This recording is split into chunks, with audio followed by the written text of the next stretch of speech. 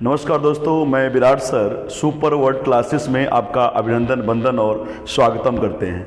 मित्रों, जो मैंने आपसे वादा किया था कि करंट अफेयर्स की क्लास में डेली आपको देता रहूँगा, चाहे जितना भी क्वेश्चन हो, तो मैं फिर से दूसरा आपका पार्ट लेकर के आया हूं करंट अफेयर्स का। मतलब कि कल पहला पार्ट बना था, तो करंट अफेयर्स आपका ऐसे ही चलता रहेगा।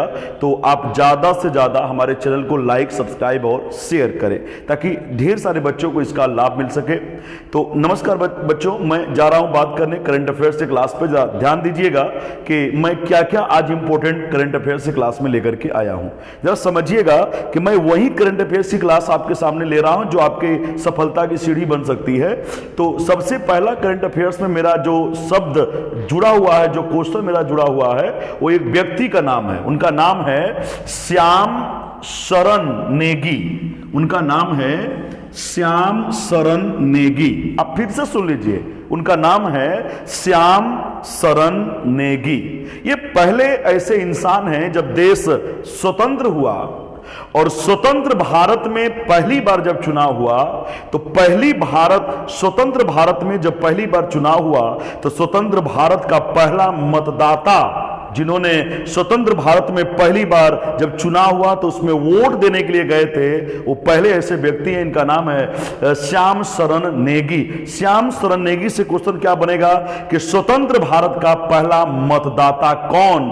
तो ऑप्शन में श्याम शरण नेगी काफी अच्छा आंसर होगा। एक बात समझिएगा, श्याम शरण नेगी के बारे में जरा जान लेते हैं। श्याम शरण नेगी हिमाचल प्रदेश के रहने वाले हैं, एक बात। और दूसरी बात, श्याम शरण नेगी अब तक 34 बार मतदान कर चुके हैं। कितनी बार? 34 बार। और 16 बार श्याम शरण नेगी लोकसभा के चुनाव में मतदान कर चुके हैं। और यह पहली बार जब वोट डालने के लिए गए थे तो उस तारीख का नाम था 25 अक्टूबर 1951।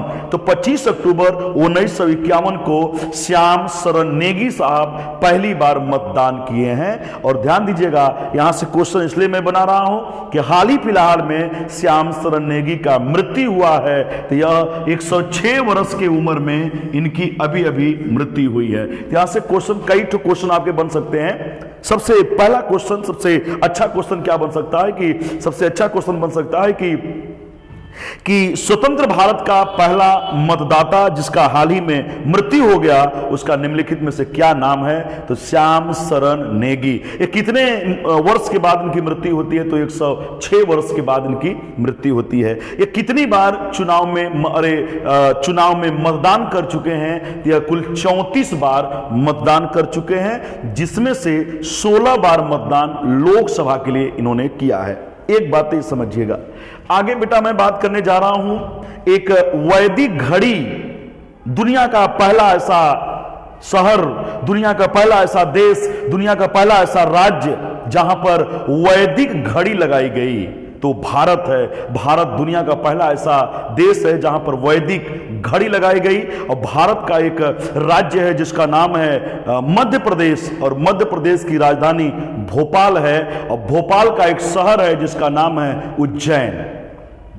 तो उज्जैन में दुनिया की वैदिक घड़ी, पहली वैदिक घड़ी लगाई गई। तो दुनिया की पहली वैदिक घड़ी लगाई गई। यह घड़ी कैसी होगी? संस्कृत भाषा में होगी और नक्षत्र के हिसाब से चलेगी। नक्षत्र के हिसाब चलेगी, ठीक है।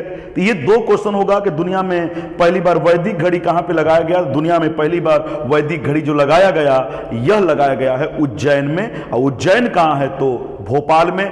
भोपाल कहां है? तो मध्य प्रदेश की राजधानी है। आगे जरा समझिएगा, अगला मेरा क्वेश्चन क्या है बेटा?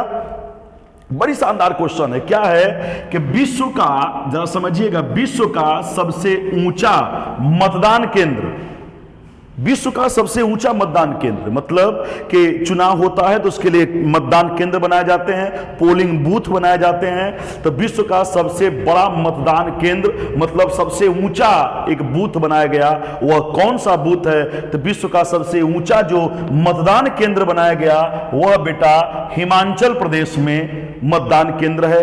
कहां पर है? हिमाचल प्रदेश में विश्व का सबसे ऊंचा मतदान केंद्र बनाया गया। और हिमाचल प्रदेश का जो क्षेत्र है, उस क्षेत्र का नाम है बेटा, जरा समझिएगा कि उस क्षेत्र का नाम है लाहौल। लाहौल स्पीति निर्वाचन क्षेत्र।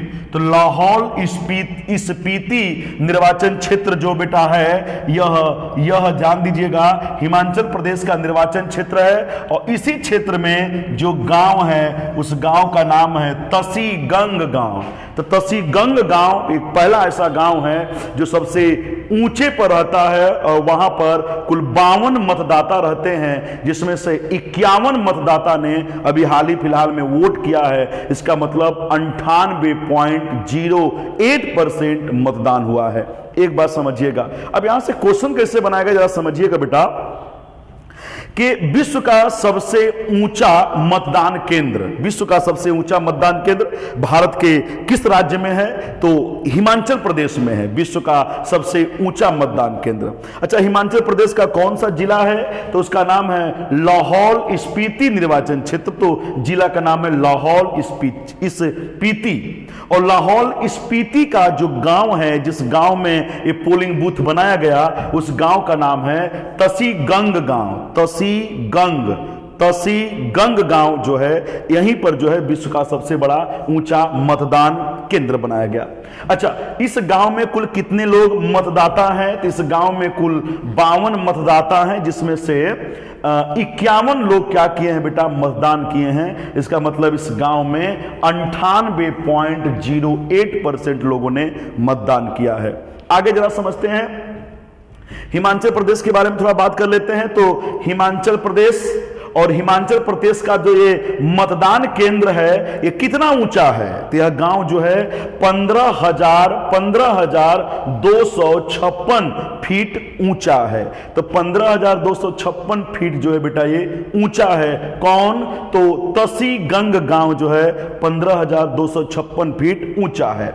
आगे बात कर लेते हैं, हिमाचल प्रदेश के बारे में बात कर लेते हैं। तो हिमाचल प्रदेश की राजधानी 2 जगह है। जब गर्मी का महीना आता है तो बोलते हैं ग्रीष्म काल, और ग्रीष्म काल में हिमाचल प्रदेश की राजधानी शिमला है, और शीतकाल में हिमाचल प्रदेश की राजधानी धर्मशाला है। तो वर्तमान में शीतकाल चल रहा है, तो शीतकाल में हिमाचल प्रदेश की राजधानी कहां है बेटा? तो धर्मशाला है। आगे थोड़ा सा बात कर लेते हैं बेटा हिमाचल प्रदेश के बारे में। तो हिमाचल प्रदेश का जो स्थापना हुआ, वो हिमाचल प्रदेश का स्थापना कब हुआ? तो 25 जनवरी 1971 को हिमाचल प्रदेश का स्थापना है, और यह 25 जनवरी को हिमाचल प्रदेश दिवस के रूप में मनाता है। आगे जरा समझिएगा, हिमाचल प्रदेश का क्षेत्रफल कितना है? तो हिमाचल प्रदेश का जो क्षेत्रफल है वो 55,673 वर्ग किलोमीटर हिमाचल प्रदेश का क्षेत्रफल है।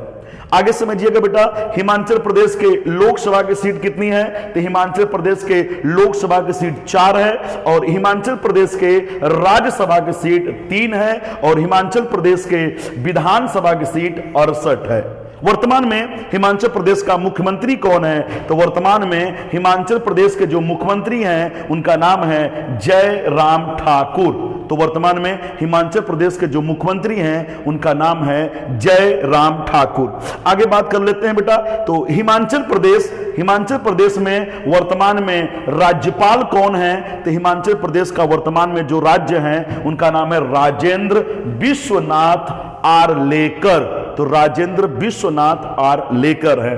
अब बेटा एक बार समझिएगा, यहां से क्वेश्चन कैसे बनाएगा। क्वेश्चन बनाने का तरीका क्या होता है जरा समझिएगा। एग्जामिनर के दृष्टिकोण से हम लोग बता रहे हैं कि क्वेश्चन कैसे बना देगा। अभी क्वेश्चन बनाएगा कि वर्तमान में वो कौन सा राज्य है जिसकी एक राजधानी धर्मशाला है। तो अधिकतर लोगों को ये बात पता है कि हिमाचल प्रदेश की राजधानी शिमला है। यहां पे हो सकता है डाउट में होंगे, तो वर्तमान में किस राज्य की राजधानी धर्मशाला में चल रही है? तो वर्तमान में जो है धर्मशाला क्षेत्र है, जरा समझिएगा, तो धर्मशाला में चल रहा है। जरा समझिएगा इस बात को। ये आगे बात कर लेते हैं, शिमला है। और अगर यहां से क्वेश्चन बनाता है बेटा तो जरा समझिएगा कि आपको यहां पर वर्तमान में हिमाचल प्रदेश का मुख्यमंत्री कौन है? तो जयराम ठाकुर हैं। तो मित्रों, ये मेरा जो है दूसरा प्रयास है करंट अफेयर्स को लेकर के, और मैं हमेशा जो है करंट अफेयर्स के मुद्दे पर नए नए मुद्दों पर लेकर के आऊंगा थोड़ा सा। तो आपका सपोर्ट चाहिए हमें, तो हमारे चैनल को लाइक, सब्सक्राइब और शेयर करें ताकि मेरा प्रोत्साहन बढ़े, ताकि हम ज्यादा से ज्यादा सहायता दे सकें। हालांकि यह मेरा क्लास हमेशा चलता रहेगा। नमस्कार मित्रों।